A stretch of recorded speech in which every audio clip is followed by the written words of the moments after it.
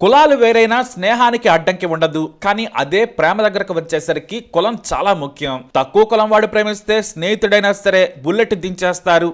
ఇది డైలాగ్ కాదు. మహారాష్ట్రలోని నాందేడ్ జిల్లా జునాగంజ్ లో సంచలనం సృష్టించిన ప్రేమహత్య తాలూకా కథ యొక్క సారాంశం. అయితే ప్రియురాలు ఈ కథలో చరిత్రలో నిలిచిపోవాలనుకుంది. నలుగురికి ఆదర్శంగా నిలవాలనుకుంది. ఏకంగా ప్రియుడి శవానికి బొట్టు పెట్టి అతని శవంతో తాళి కట్టించుకుంది. నిజమైన ప్రేమకు మరణం లేదని ఏడుస్తూ తన భర్తకు కన్నీటి వీడ్కోలు పలికింది. సినిమాను మించిన ట్విస్టులు ఈమె ప్రేమ కథలో ఉన్నాయి. ఇంకా చెప్పాలంటే మరాఠా సినిమా సాయిరత్ ను మించిన రియల్ క్రైమ్ స్టోరీ ఇది. మహారాష్ట్రలోని నాందేడ్ జిల్లాలోని జునాగంజ్ ప్రాంతంలోని ఓల్డ్ గంజ్ ఏరియా. హిమేష్, సాక్ష్యం అనే ఇద్దరు యువకులు బెస్ట్ ఫ్రెండ్స్. ఈ సాక్ష్యం నేరస్తుడు. ఇతని మీద 8 నుంచి 10 కేసులున్నాయి. ఓ కేసులో హిమేష్ కూడా సాక్ష్యంతో పాటు ఇరుక్కున్నాడు. వీళ్ళిద్దరూ ఆ ఏరియాలో భూ ఆక్రమణలు, బెదిరింపులు, దాడుల కేసులను ఎదుర్కొంటూ ఉన్నారు. అయితే సాక్ష్యం తరచూ హిమేష్ ఇంటికి వెళుతూ ఉండేవాడు. క్లోజ్ ఫ్రెండ్స్ కాబట్టి అది ఎక్కడైనా జరిగేదే. అయితే ఈ సాక్ష్యం స్నేహితుడి చెల్లెలని తన సిస్టర్ గా చూడలేదు. హిమేష్ కు అచల్ అనే చెల్లెలుంది. సాహిల్ అనే బ్రదర్ అన్నాడు. ఈ హిమేష్ సాహిల్ కు చెల్లెలు అచల్ అంటే ప్రాణం. కానీ ఫ్రెండ్ ఇంటికి వెళ్లి వస్తూ అచల్ మీద కన్నేశాడు. ఆమె ఇంటర్ చదివే సమయంలో ఉన్న పరిచయం కాస్త రహస్య చూపులకు దారితీసింది. ఇంటికి వెళ్ళిన సమయంలో అచల్ తో మాట్లాడుతూ ఉండేవాడు. అయితే వాళ్ళ ఇంట్లో వారు ఎవరు అనుమానించలేదు. కానీ ఆ తర్వాత ఫోన్ నంబర్లు మార్చుకున్నారు. ఇద్దరు ప్రేమలో పడ్డారు. అయితే అచల్ కు తన కుటుంబ సభ్యుల గురించి తెలుసు. తన తండ్రి గణేష్ అలియాస్ గజానన్ మామిడ్వాడ్ సైతం ప్రేమ గేమ అంటే తొక్కా తోలు తెస్తాడు. ఇక అన్నలు హిమేష్, సాహిల్ కూడా ఈ విషయంలో చాలా స్ట్రిక్ట్ గా ఉంటారు. కానీ అచల్ పడ్డ తర్వాత ఎవరు ఆపగలరు? అందుకే రహస్యంగా అచల్ ను ఆమె కాలేజీ దగ్గరే కలుసుకునేవాడు సాక్ష్యం. ఇద్దరు రహస్యంగా సినిమాలకు, షికార్లకు తిరిగేవారు.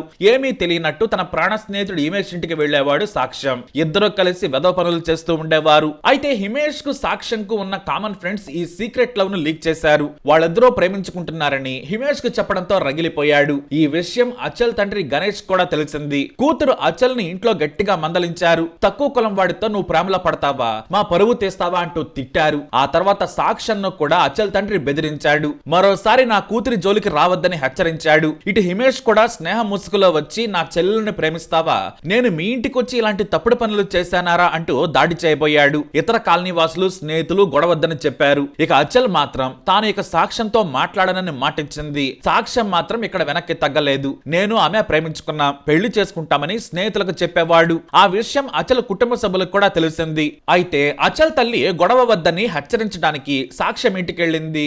మీ కులం వేరు, మా కులం వేరు. మీ కులంలో మీ కొడుకుకు సంబంధం చూసుకో. మీలాంటి తక్కువ కులం వాళ్లను మేము అల్లుడిగా చేసుకోము. మర్యాదగా దూరంగా జరిగితే మీకే మంచిది, లేదంటే సాక్ష్యంను చంపేస్తామని ధమ్కి ఇచ్చారు. దీంతో మాటా పెరిగింది. అయినా కూడా ఆమె వెనక్కి తగ్గలేదు. మరోవైపు రహస్యంగా సాక్ష్యం తన ప్రియులతో మాట్లాడటం మొదలు పెట్టాడు. ఇటు అచల్ను కూడా ఇంట్లో కొట్టారు. కానీ తాను సాక్ష్యాన్ని పెళ్లి చేసుకుంటానని తెగేసి చెప్పేసింది. దీంతో గొడవలు ముదిరాయి. అచల్ని ఇంట్లో నుంచి బయటకు వెళ్ళనివ్వడం లేదు. అయినా కూడా అచల్ తో మాట్లాడేందుకు రకరకాల ప్రయత్నాలు చేశాడు సాక్ష్యం. అతనిది క్రిమినల్ మెంటాలిటీ. అయితేనైంది, దారి మార్చుకుంటే సరే, లేదంటే లేపేస్తామని పలుమార్లు హెచ్చరించినా కూడా సాక్ష్యం భయపడలేదు. ఇదే సమయంలో పాత కేసుల విషయంలో పోలీసులు సాక్ష్యంను అరెస్ట్ చేశారు. జైలుకి వెళ్ళాడు సాక్ష్యం. కానీ ఖచ్చితంగా మళ్ళీ తిరిగి వస్తాడు. ఈ న్యూసెన్స్ మళ్ళీ ఉంటుందని, ఎలాగైనా సరే సాక్ష్యాన్ని చంపాలి, లేదంటే మన పరువు పోతుంది, ఈ ఏరియాలో తలెత్తుకుని బ్రతకలేము, తక్కువ కులం వాడు నా కూతురి మీద చేయి వేస్తాడా అంటూ తండ్రి గణేష్ ఊగిపోయాడు. సరిగ్గా వారం తర్వాత సాక్ష్యం జైలు నుంచి బెయిల్ మీద విడుదలయ్యాడు. ఈ గ్యాప్ లో ఇటు అచల్కు పెళ్లి సంబంధాలు చుట్టం మొదలు పెట్టారు. నేరస్తుడిని పెళ్లి చేసుకోవద్దని చెప్పినా కూడా ఆమె వినడం లేదు. ఇటు సాక్ష్యం కూడా ఎలాగైనా సరే అచల్ను లేపుకెళ్లాలని ప్లాన్ చేస్తూ ఉన్నాడు. కానీ లేచిపోకముందే హత్య చేయాలని పక్కా ప్లాన్ వేశారు. ఇందుకోసం హిమేష్ ఓ నాటు తుపాకీని బీహార్ నుంచి తెప్పించాడు. దాన్ని జేబులో పెట్టుకుని తిరగడం మొదలు పెట్టాడు. సాక్ష్యంను చంపేందుకే తెచ్చానని కూడా ప్రచారం చేశాడు. కానీ సాక్ష్యం ఇక్కడ భయపడలేదు. తన ప్రియురాలు అచల్ను వదిలిపెట్టే ప్రసక్తే లేదు. నేను ఎలాగైనా సరే పెళ్లి చేసుకోవాల్సిందే, సంసారం కూడా చేస్తాను, నాకంటూ పెళ్లి జరిగితే హిమేష్ గాడి చెల్లెలతోనే అని సవాల్ చేయడం మొదలు పెట్టాడు సాక్ష్యం. ఇక టైం దగ్గర పడిందని చివరిసారిగా నవంబర్ 23న సాయంత్రం 4 గంటలకు అచల్ తండ్రి వాళ్ళ ఇంటికి వెళ్లి మాట్లాడి రావాలనుకున్నాడు. అచల్ తండ్రి గణేష్ తన ఇద్దరు కొడుకులు హిమేష్ సాహిల్ ను కూడా తీసుకుని బయలుదేరాడు. సాక్ష్యం ఇంటికి వెళ్లగా అతని సోదరుడు సాక్ష్యం లేడని చెప్పాడు. బయటికి వెళ్లాడని చెప్పడంతో కాసేపు అక్కడే ఎదురు చూశారు. అయినా సాక్ష్యం రాలేదు. దీంతో ముగ్గురు ఓల్డ్ గంజ్ జంక్షన్ వైపు బైక్ మీద వెళ్లారు. సాక్ష్యం తన ఫ్రెండ్స్ తో కలిసి మాట్లాడుతూ ఉన్నాడు. అది చూసిన ముగ్గురు అక్కడికి వెళ్లారు. వెళ్లగానే హిమేష్ గొడవకు దిగాడు. నీకెంత ధైర్యం ఉంటే నా చెల్లెలను లేపుకెళ్తావురా అంటూ గొడవ పెట్టుకున్నాడు. మాట పెరిగింది. గణేష్ కోపంతో ఊగిపోయి సాక్ష్యాన్ని నెట్టేశాడు. అతను కింద పడగానే సినిమా స్టైల్లో హిమేష్ తుపాకీ తీశాడు. పొట్టలో కాల్చాడు. ఆ తర్వాత సాహిల్ పక్కనే ఉన్న నాపరాయితో తల మీద బాదాడు. ముగ్గురు కలిసి రాళ్లతో చచ్చే వరకు కొట్టారు. అక్కడి నుంచి పారిపోయారు. ఈ విషయం కాస్త సాక్ష్యం కుటుంబ సభ్యులకు తెలియడంతో వేగంగా అక్కడికి చేరుకున్నారు. ఈ లోపు పోలీసులకు కూడా సమాచారం అందడంతో అక్కడ బందోబస్తు ఏర్పాటు చేశారు. మృతదేహానికి పోస్ట్ మార్టం నిర్వహించి కుటుంబ సభ్యులకు అప్పగించారు. కేసు నమోదు చేసి నిందితుల కోసం వెతకడం మొదలుపెట్టారు. అయితే తన ప్రియుడిని చివరి చూపు చూడాలని అచల్ అంత్యక్రియలు మరో గంటలో ముగుస్తాయనగా అక్కడికి వచ్చేసింది. మా వాళ్ళు నా ప్రియుడిని చంపారు, కానీ నేను వేరే వ్యక్తిని పెళ్లి చేసుకోను, వారికి నేను శిక్ష వేస్తానంటూ శవానికి పసుపు కుంకుమ బొట్లు పెట్టి అతని చేతిలో తాళి పెట్టి తాను కట్టుకుంది. అతని చేత్తో నుదుట బొట్టు పెట్టించుకుంది. నేను జీవితాంతం సాక్ష్యం ఇంట్లోనే ఉంటాను, అతని భార్యగానే కొనసాగుతానని ప్రమాణం చేసింది. నా తల్లిదండ్రులు సోదరులు జంతువును చంపినట్లు చంపేశారు, కానీ వాళ్ళు సాక్ష్యంను చంపి ఓడిపోయారు. ఇప్పుడు మరోసారి నా చేతిలో ఓడిపోయారంటూ ఆమె కన్నీటి వీడ్కోలు పలికింది. నన్ను కూడా చంపుతారని బెదిరించారు. జైలు నుంచి రాగానే చంపాలనేది వారి ప్లాన్. నేను సాక్ష్యంకు చెప్పాను, కానీ వినలేదు. అనుకున్నట్లుగానే చంపారు.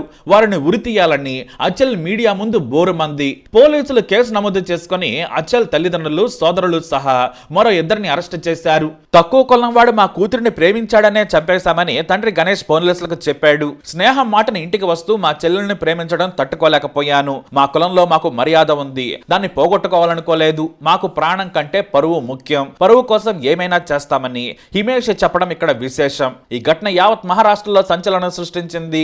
ఇండియా వైడ్ గా వైరల్ అవుతోంది. అయితే అచల్ తల్లి జయశ్రీ సైతం ఈ హత్యలో కీలక పాత్ర పోషించిందని విచారణలో తెలిసినట్లు పోలీసులు తెలియజేశారు. పలుమార్లు ఆమె సాక్ష్యం ఇంటికెళ్లి హెచ్చరించి వచ్చింది. ఆ తర్వాత గణేష్ అలియాస్ గజానన్లు తమ ఇద్దరు పిల్లలతో పాటు మరో ఇద్దరు కుటుంబ సభ్యులతో కలిసి ఈ హత్య చేశారు. ఈ హత్య జరిగిన తర్వాత హింస చెలరేగింది.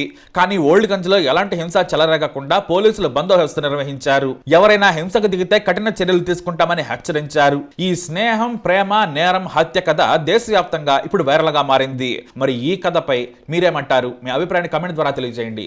ఈ వీడియోపై అప్డేట్స్ కోసం మా ఛానల్ ఫాలో అవ్వండి. అలాగే తప్పకుండా సబ్స్క్రైబ్ చేసుకోండి. क्यों विरोध होता था और क्या ये पूरे मामले की क्या वजह है जो सक्षम की हत्या की बेरहमी से? हम 3 साल से साथ में थे, मतलब हमारा प्रेम संबंध था। मेरे घर वालों को पता चल गया था और वो जय भीम वाला होने की वजह से मेरे घर वालों ने साफ साफ मना कर दिया था उसके साथ शादी के लिए। क्या बोलते थे मम्मी पापा तुम्हारे? वो जय भीम वाला है, हम हिंदू है, इसीलिए। धर्म बदलने के लिए कुछ प्रेशर भी डाला गया था? प्रेशर नहीं, बस उसे बोला था कि अगर तुझे मेरी बेटी से शादी करनी है तो तुझे हमारा हिंदू धर्म में आना पड़ेगा। तो वो मेरे लिए ये भी करने के लिए तैयार हुआ था। अच्छा, फिर क्या वजह है? फिर इस तरह का मारने की क्या वजह थी जब तो तैयार थे सब? तो सक्षम आपके साथ में था, कब था? मेरे घर वाले बस मौके का इंतज़ार कर रहे थे कि कब उसे मार सके, और उन्हें उस दिन वो मौका मिल गया था, इसलिए ऐसा हुआ। और सक्षम आपको मिल के गया था, मिलने को आया था, या फिर वो कहाँ जाता बोलकर आपसे कुछ बात की? बात किया था सवेरे, क्या बताया? उसके बुआ को छोड़ने जा रहा था वो स्टेशन को। अच्छा, उसके बाद हमारी बात नहीं हुई, जब मुझे भी आइडिया नहीं था कि ऐसा कुछ होगा। अच्छा, फिर ये सब कब पता चला आपको? कब पता चला ये सब?